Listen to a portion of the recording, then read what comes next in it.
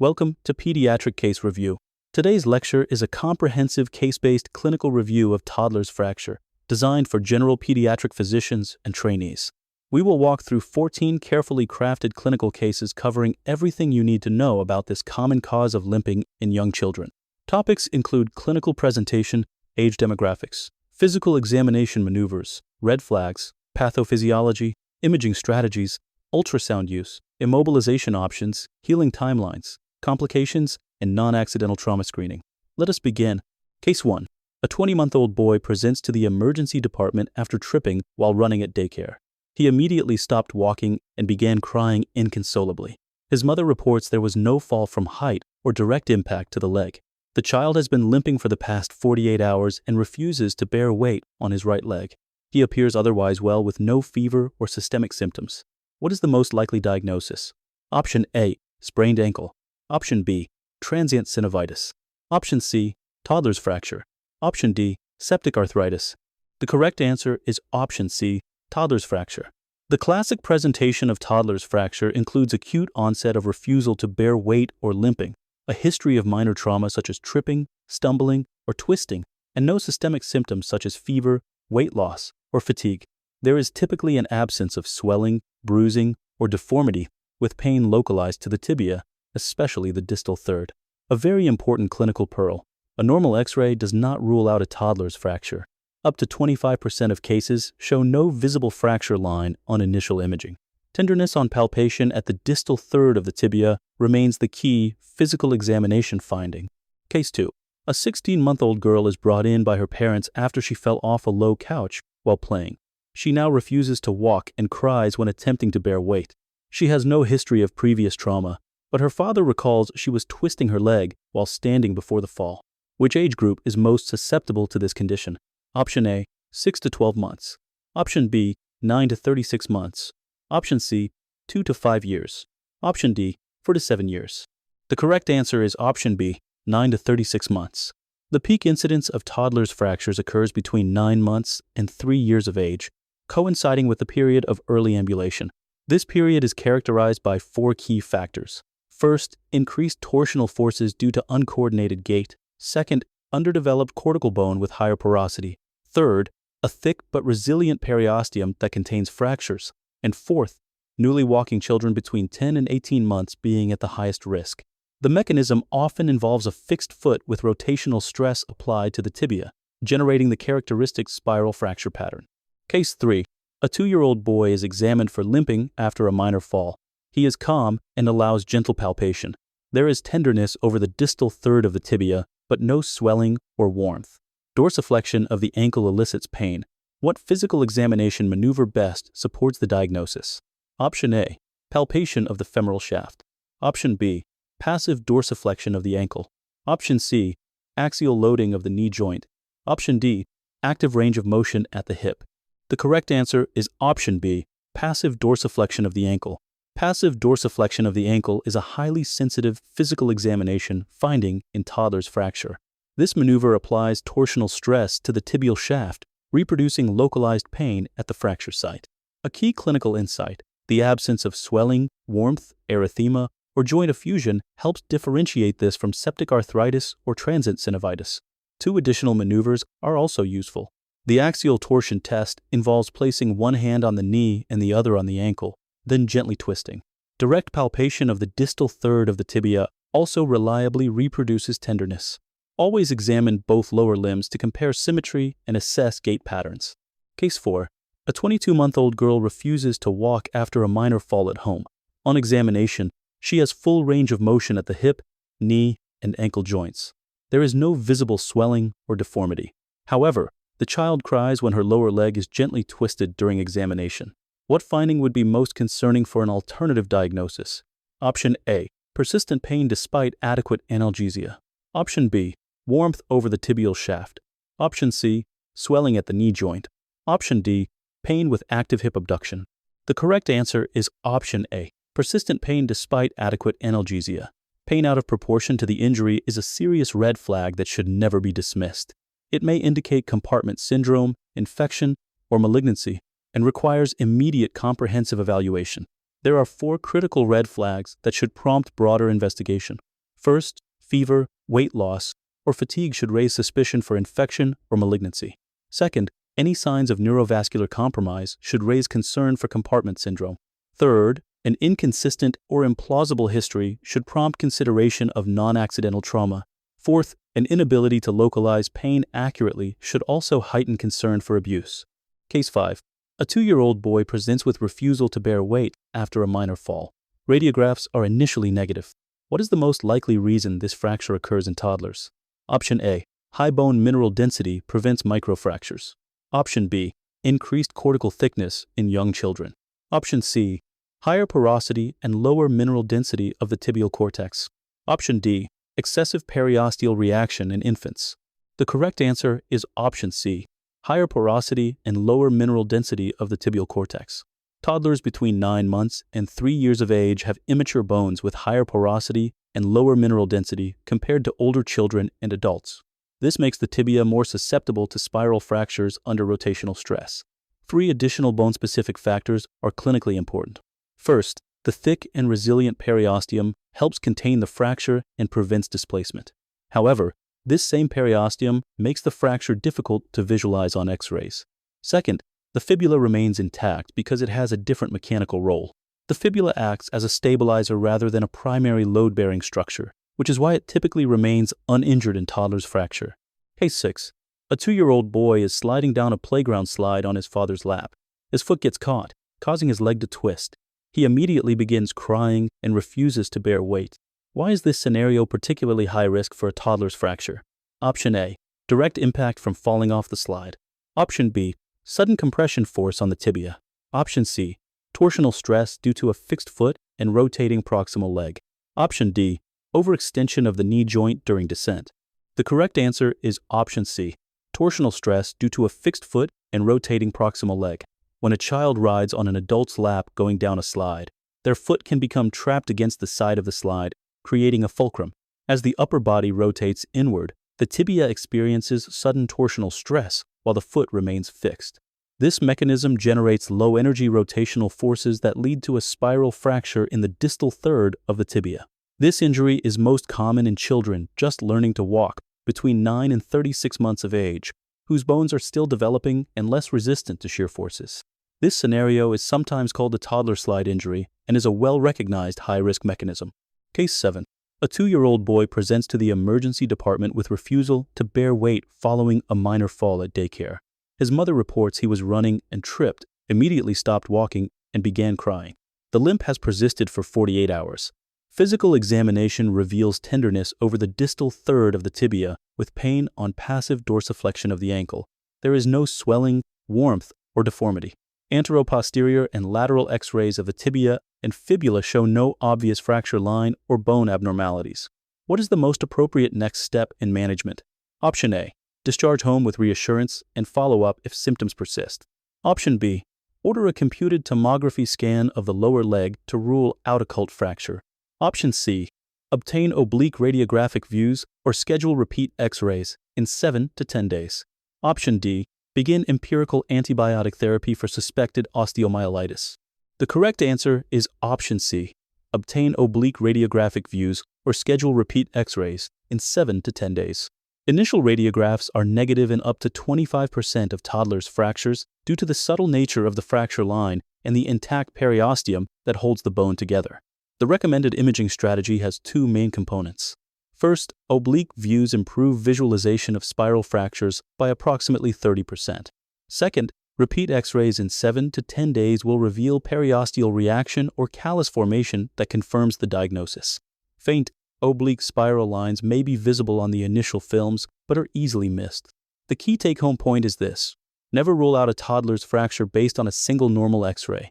High clinical suspicion always warrants follow-up imaging. Case 8. A 19-month-old girl has persistent limping after a minor fall. Initial X-rays were normal. An ultrasound scan shows a hypoechoic area beneath the tibial cortex with a disrupted periosteum. What does this finding indicate? Option A. Soft tissue contusion. Option B. Stress fracture. Option C.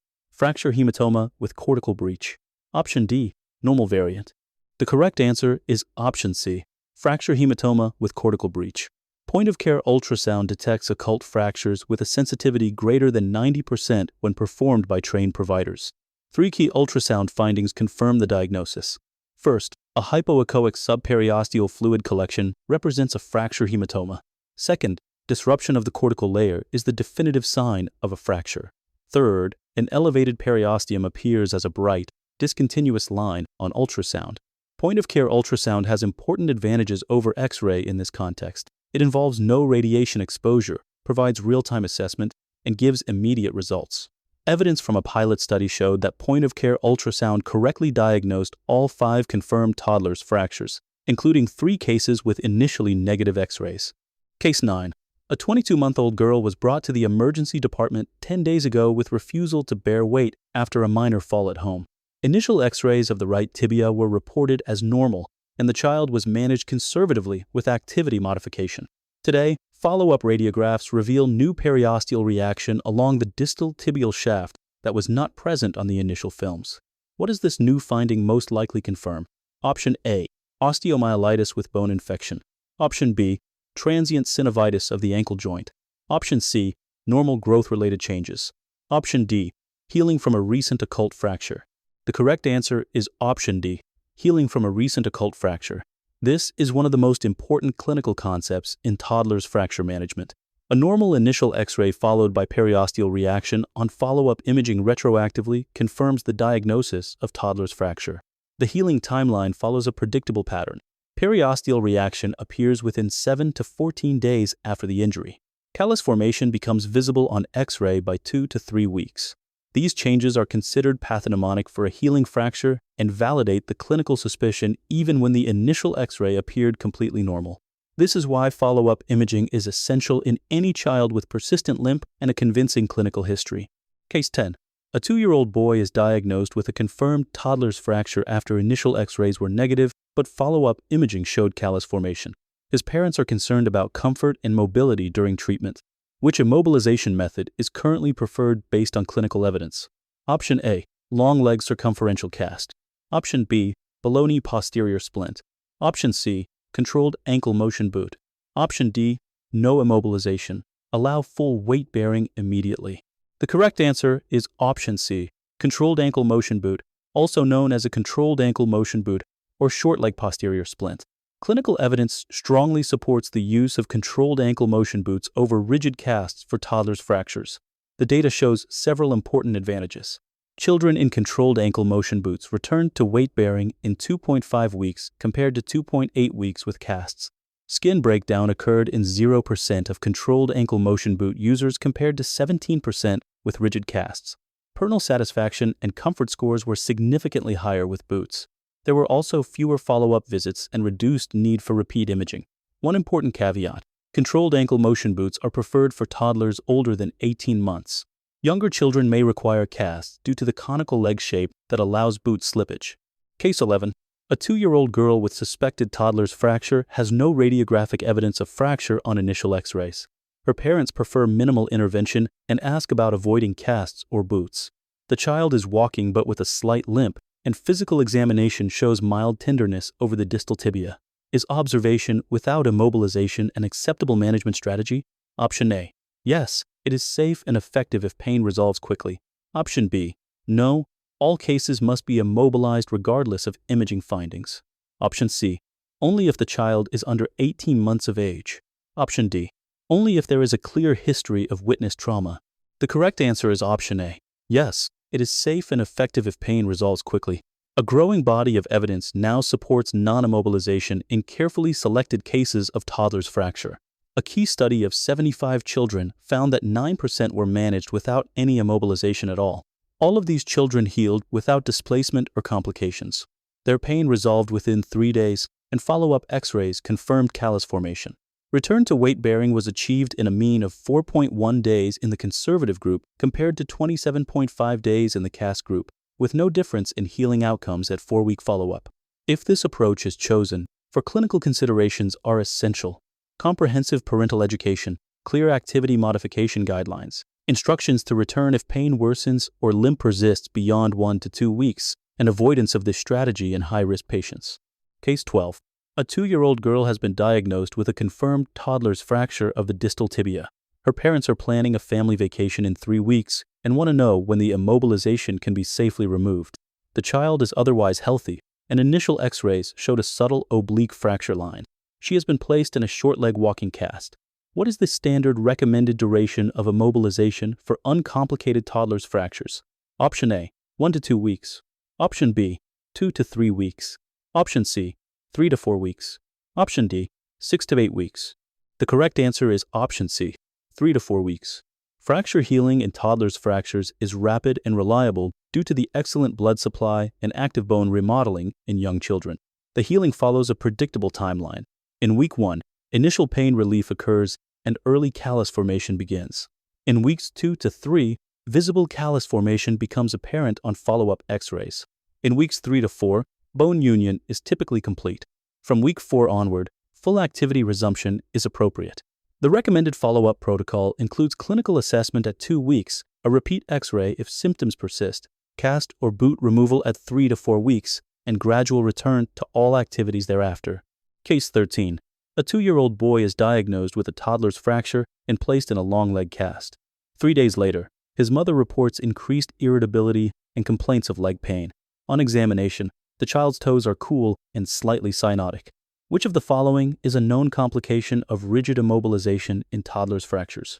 Option A, delayed union. Option B, non-union. Option C, skin breakdown or pressure ulcers. Option D, growth plate arrest. The correct answer is option C, skin breakdown and pressure ulcers.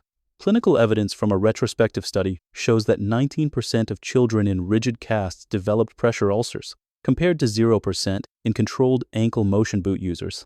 4 specific risk factors contribute to this complication: inadequate padding around bony prominences, casts that are too tight during the swelling phase, prolonged immobilization without regular skin checks, and poor cast fitting or maintenance.